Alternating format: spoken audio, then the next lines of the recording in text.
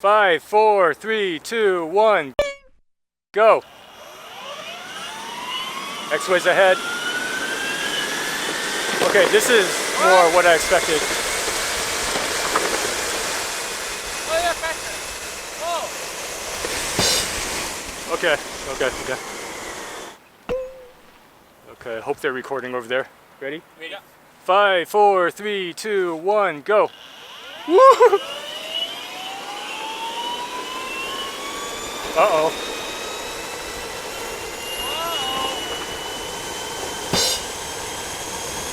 Oh my god, this is fast. The new Exway board, the X1 Pro, gives you the option of using either hub motors or belt-driven motors. When you buy the board, you can choose either one, or you can choose both. To switch to the other system, all you have to do is take off the rear truck the same way you normally would. And then you just put on the other system by screwing on the other truck and activating it in the app. You don't have to open up the board or mess with any cables. It's pretty awesome. Exway has named their belt drive system Riot, and I have a prototype which you saw in my previous video. Go take a look if you haven't watched it. As awesome as it is, this Riot prototype to me feels very much like an unfinished product because I encountered 3 major design flaws. I did talk with Exway about them and they have solutions, or at least workarounds. I'm gonna go through those design flaws one by one, starting with the most egregious one. With the Riot kit installed, this board can barely turn because when you try to turn, one of the motor mounts would touch the deck and the truck would be prevented from turning any further. So what happens when you try to do just a normal turn is, well, you can't. The turn radius is huge, and if you try to turn any harder, one of the wheels would end up lifting off the ground. Exway has 2 solutions for this. The default solution that will come in the final product is that the motor brackets will be angled a little bit lower. Exactly how much lower, I don't know, but they can't be too low because then they would be more likely to hit something.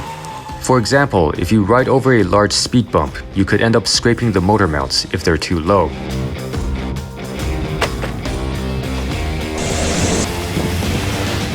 So Exway is also providing an optional solution, which is that you can take apart the motor mounts and place the motors behind the board instead of under it. This way there would be no more clearance issue and you would be able to make sharp turns. The downside of putting the motors behind the board is that you wouldn't be able to step on the tail to pick up the board. You would just have to bend over to pick it up.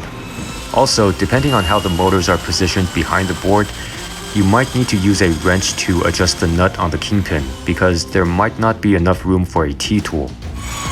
So again, with belt motors, you gotta either have low-hanging motors, or you have to bend over. I don't know if any other belt-driven board has a better solution.